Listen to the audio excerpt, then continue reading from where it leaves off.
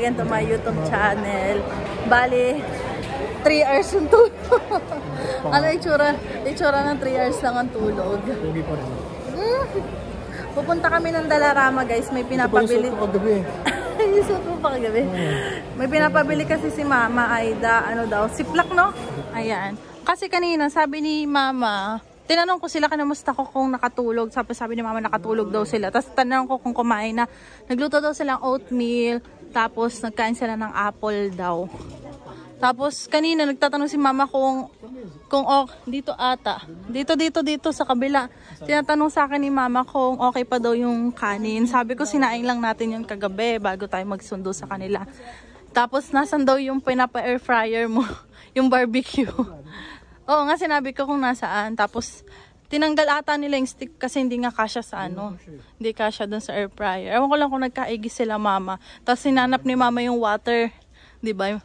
Yung inumin. Kasi diba yung atin tap water lang tayong hirap na nakaturis sila Mama. Mas magandang mineral water na lang yung inumin nila. Tapos ayan. Nag-order ka no. Natanggap na daw nila Mama yung water eh. Tini kasi dun sa mga ano. Saan ka naghahanap? Bili na rin natin yung ano. Hand wash. Para nandito na rin tayo eh. Nandun yung hand wash. Yung nasa $2 mahigit yun. Bike? Kaninong bike? Yung BMX niya. Sa kanino galing? Kuya ano? Sino kuya? Diba? Kukuha ka ng bike, kapal ng mukha nito. Taga saan ba si kuya? Kennedy Alasmere. Kennedy. Ah, malapit lang pala. Ito ba? Okay. Ano ba ito? Medium to eh. Ha, hindi ko alam. Wala bang tester dyan? Tester. Ayun yung mga itsura ata, sample oh. Ano size mo? Kailangan nata ni Mama yung malaki. Yan, sa taas malalaki oh. Eh, yokoy na yan. Saan ba? Ang papamigay nga. Papamigay? Masyado malaki. Ito, malaki. Large na. Large. Ano bang size nun? Ah, extra large pala yan. Maliit to. Ano to? Small? Small yan? Siguro. Walang nakalagay eh. Oh, di yan tayo bumili. $3 pala yan. No? Sa bagay, ilang buwan na rin naman yun. 2 months? Nung lumipat tayo, binili yun eh. Ayun yung hand wash oh. Ayun oh, yung violet oh. Nasa taas. Bebe, saan ka? Saan ba? Vicious ka. Uy, baka maano ha. Doon ka sa pinakataas kumuha. Ano, wala na bang bibiling kailangan? Baka mamaya magkukuha ka pa ng pagkain ha. Uy, gusto ko ng bagoong. Bibili tayo dun sa ano sa Al Premium bagoong. Ah, doon ba may bagoong? May bagoong ba doon? Meron, may Asian ano doon pesto eh. Ano yan? Titingin ka na agad ng pang bike. Wala ka pang bike ha. Like, gusto mo rin ng tubigan para sa bike mo? Lagi hindi pang kanto-kanto lang. Babalagyan natin yung bike mo ng ganiri oh. Gulo. Tunog ah. Hindi yung bell. Yung natunog. Ting, ting, ting. Hindi gusto ko to pink. Pink. Si Marvin guys, ayan oh. Ba, anong orderin mo? Ice cream. Kasi $2 lang yung ice cream ngayon. Naka-sale sila no. Magkano yan dati? $3 may get? $4 yan? Ay, sulitin mo na yung $2. Gusto ko talaga yung sundae. Pero mas gusto ko pa rin sundae ng Pilipinas. Yung sa Jollibee, bebe, no? Bibili kami ng Presto card nila, Mama Aida, guys. Lagyan namin ng $20. Tig 20. Kasi baka bukas mag-grocery kami kasama sila. Punta kaming Costco.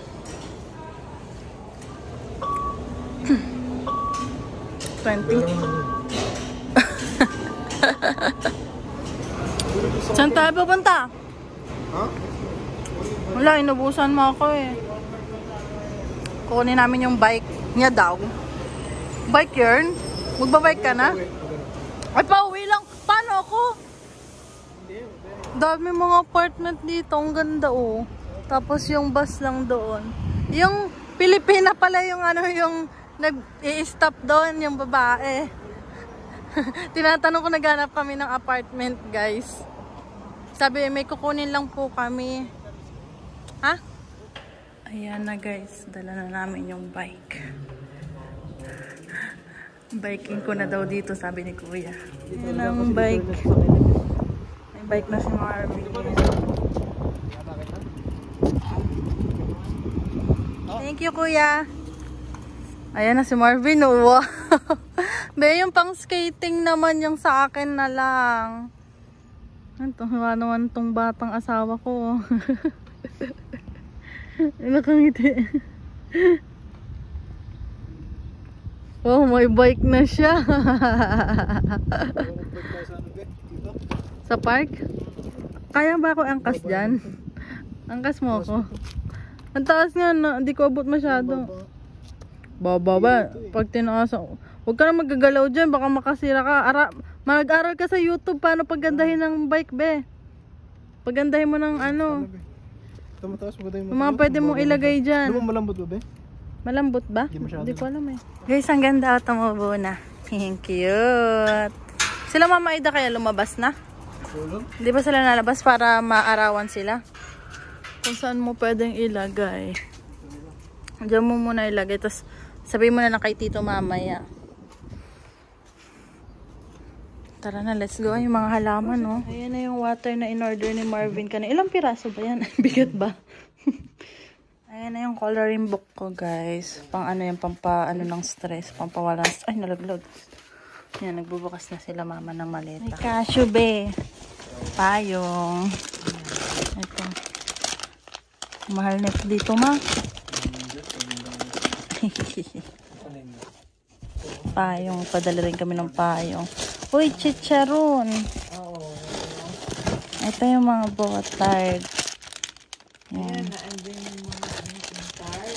Opo. Gusto ko ito. Milo. Nagaraya. Tapos yung mga gamit sa ano. Ay, bebe, yung video okay ko. Ito. Yung katulad nung kay Ate Eliza. Parang maliit siya. Ay, ito yung in-order mo, be? Ito? Di Bluetooth ba to? Okay. Ito naman yung mga charger to, guys. Galing Shopee siya ka tempered glass. Tapos ayan. Sa ano, phone holder. Ito rin para pag nagpuntang Niagara Falls. Ay, tripod. May tripod na ulit ako. Ayan, may tripod na ako, Ben. Ganda. Tapos ito. Oh, tripod din pala to. Charger ulit. Botard. 10 pala itong pinadala ni mama. Namiss ko to. Wafer. Yes. Wafer. I miss you. Ganun na lang muna natin dito. Wait lang. Para to sa ano. Pag nag-barbecue. Saan kaya lalagay ito? Parang galing po itong summer. Nagbakasyon po si mama nung summer. Nung first week ng May po eh. Ito. Baka nga po galing. Ito pa pala. Botard pa pala. Ano po ito, mama? Mga dried fish. Ah, dried fish po. Sa nanay mo. Ah, okay po. Binalit nyo po. Oo. Ito naman piatos. Nililibel na tuyo. Okay po. Pulburon. Dito na natin lagay, guys, kasi para masikip-sikip na dun eh. Mga pulburon. Uy. Ayan. Ano to? Nagaraya. Ayan. Ayusin na natin. Nilagay na mama dito. Kasi para matanggal na yung box dun. Ang dami. Century tuna. Ayun na yung iba nilalagay ni Marvin sa taas. 27. Oh, matagal-tagal natin makakain yan. Ligo. Gusto ko rin yan. Gusto kong kumain. Kasi po nung nakailan ba yon nung nag-start po yung spring, may kaibigan po akong pumunta dito. May bit-bit po niyan, galing po din Pinas. Nagkantahan po kami dito, kinanak namin sa TV. Ang lakas po, si Marvin nasa kwarto tulog na. Ito. Opo, Bluetooth po siya. Ay, parehas na parehas nga kay ate. Oo, makakapag video okay sa ano, sa 16. Mic? Opo, dalawa po yung mic niya. Pakuha po kayo. Pa, nantok na eh. Papag barbecue. Oy, barbecue. Barbecue po, kuha po kayo. Ayan na. Sila. Uy, bumili na sila ng mga gusto nila, be, oh. Nanood kami movie, guys. Mama, tikman niyo po yung barbecue. Kapal po niyan eh. Ang laman. Apa. Alam mo. Ang sarap. Sarap. Ayan, water ko. Ang sarap talaga ito. Sarap ang timpla. Wow, camera test ko yung zoom. Oh, unang labas nila mama. Unang araw sa Canada. Picture mo si mama sa Christmas tree. Ano yung totoong Christmas tree?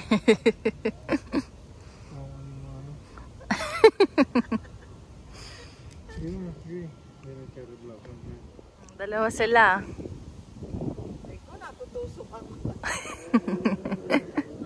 Madunong ko yung side. Lalamig ka naman. Humahangin na eh. Ang lamig dito sa part na to, Ben. Daing puno eh. Ayun, dito pa sa part pa niyan. Uy, huwag kang ano dyan, humila. Baka maano tayo dyan ha. Wala pong bunga pa. Huwag kang hihila ng ano dyan. Baka tayo maano. Yung sa ano po ng Canada.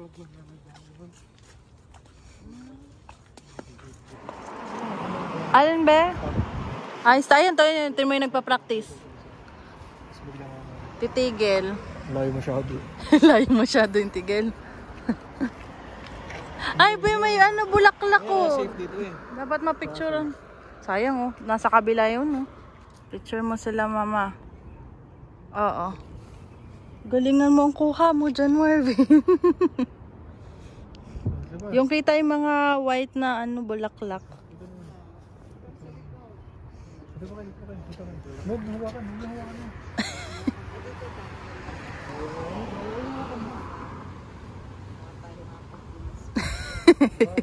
Di matutuloy ang mga gala. Taga picture si Marvin. Ikaw, mataba ako. Ikaw. Guys, bali ayun na first day nila Mama Aida. First day sa Canada. Kanina, buti na lang nakatulog sila Mama Aida. Kasi yun nga. Ay, naiwan ni Mama Aida yung salamin niya. Naglakad-lakad kasi kami. Ano na nga eh, alas... Ano na ba? 8:30 na ata kami nakauwi dito sa bahay. Tapos tuwan-tuwa nga sila mama kasi nga parang bagyo nga lang daw malamig. Kanina nga nilalamig nga sila mama. Tapos kami inuuna ni Marvin ay initan. Tapos ayun, tinatanong namin kung okay lang sa kanila kang yung lamig. Kasi baka mamaya nilalamig yan, layo ng nilakad namin. Inikot namin sila para mapagod. Para pag uwi, makapagpahinga sila, makatulog na. Pinapagod muna namin para tumama yung oras ng tulog nila. Pero kanina naman daw kasi pagka-uwi din kaninang madaling araw na ba kami? Basta nang madaling araw, nakatulog din sila mama. Tapos pag alis ata namin, yun, nagpahinga uli sila. Parang tulog lang din. Pero nung dumating kasi kami kanina, gising na sila. Tapos, yun, inayos na nga namin yung mga pasalubong nila sa amin. Dami, grabe, tuwan-tuwa ako. Lalo na yung sardinas, guys. Sobrang na-miss ko talaga yung sardinas. Paborito kasi yung sardinas. Hindi lang kami makabili ni Marvin dito ng sardinas kasi super mahal, grabe. So, ayun, konting adjust pa. Baka mga sunod na araw, okay na sila mama. Makapag-pasyal-pasyal kami sa mga ibang lugar, sa Bluff, sa downtown, yan. Tapos, ayun nga, bumili kami ng McDo. Basta yung McDo, tuwan-tuwa talaga si mama. Tapos sabi namin, may papatry namin sa inyo yung Jollibee dito sa Canada kung magugustuhan nyo. Kasi nga sila mama, madali lang sila, malapit lang yung bahay nila dati sa McDo. Pero kung ngayon sa Los Baños, kung malapit, kung may ano din, McDo, Jollibee. Kasi nung nandun kami kala mama, lagi sila naka-Jollibee. Pero lagi sila nagda-drive-thru. Yan, kasi lapit lang sa bahay nila mama. Kaya si Marvin laking Jollibee yan. Pero hindi naman siya mahilig. Siguro dahil nga nagsawa na rin daw siya. Ako naman, bihira lang ako maka-Jollibee kasi super layo naman sa amin. Babiyahe pa ako ng kabilang bayan para lang makabili ng Jollibee. So, ayun guys, magpapaalam na ako kasi 3 hours nga lang yung tulog namin ni Marvin. Magpapahinga na rin kami. Si Marvin kanina pa inaantok. Sabi ko, igala muna natin sila mama para makaikot-ikot naman dito lang sa malalapit. So, ayun lang guys. Ibalitaan ko na lang ko sa mga sunod na gala namin nila Mama Aida. Siyempre, si Mama Aida, nakapunta na siya sa Dubai, Singapore, saan pa bang bansa. Basta, medyo madami na rin napuntahan ni Mama. Si Papa, first time niya international trip niya. Kasi nga super busy niya nun sa office kasi chief siya dati. Mataas yung position niya sa office kaya hindi siya basta-bastang nakakapag-leave talaga. Kaya yun, gusto lang din namin masulit. Sabi nga ni Marvin, sana maging okay na rin yung ano natin papers natin para yun nga yung parents ko naman yung next naming aasikasuhin para makabisita. If ever first time na magulang kong international trip talaga guys. Wala pa nga silang passport, pinapakuha ko na para at if ever kasi pwede naman namin siya lang i-apply kasi 10 years naman yung visa na dito sa Canada. So anytime pwede kami mag-book sa kanila kapag may budget na kami ni Marvin. Anytime pwede kami mag-book ng ticket ng parents ko para makapasyal sila dito. Ayun, nakakatuwa lang. Dadating din yan. Tutupad, paunti-unti natutupad na yung pangarap namin ni Marvin. Hindi lang para sa amin, para sa magulang namin. Yan. So, ayun guys, magpapaalam na ako. Don't forget to like and subscribe sa YouTube channel ko. Bye-bye!